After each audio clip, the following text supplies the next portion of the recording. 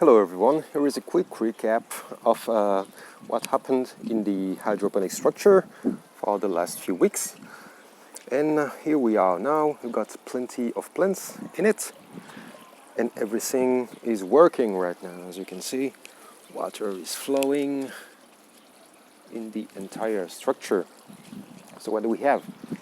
We have here tomato plants.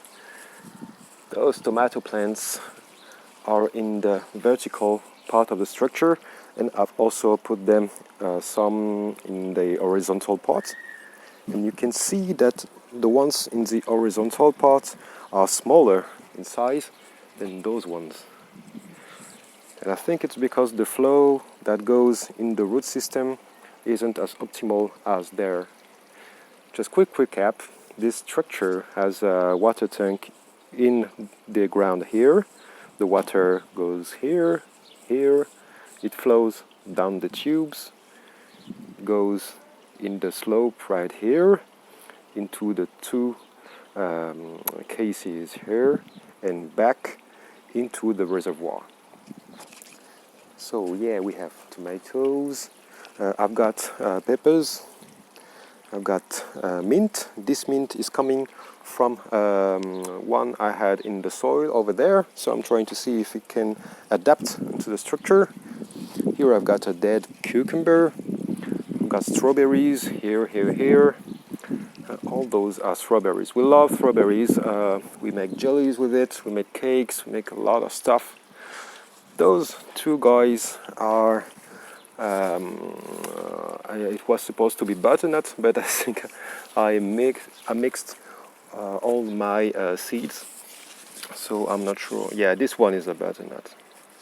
This one is, and this one here is a zucchini plant. You can see I got one here, and I've got multiple others growing. This one is quite large actually. It's growing directly into my ex-travel case transformed in a hydroponic case. So there I have tomato plants. I've alternate tomato and peppers. The same for here.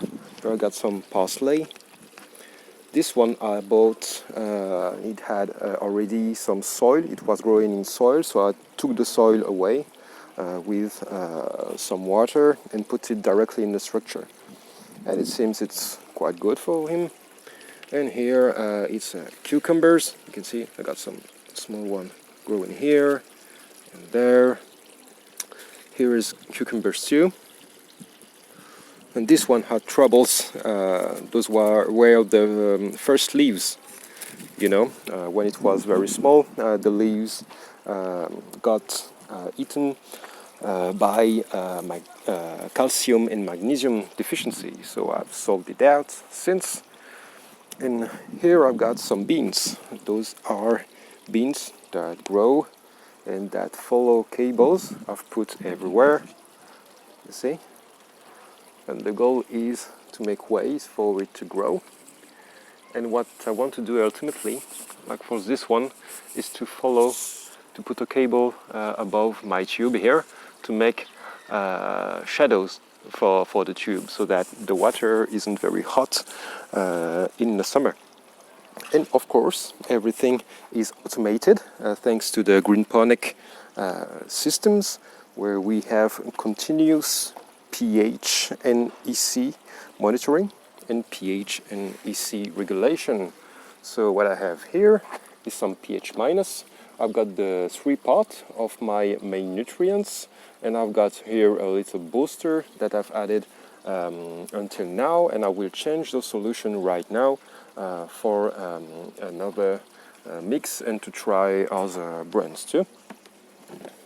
And here is my reservoir with my sensors floating in the reservoir to monitor continuously the water.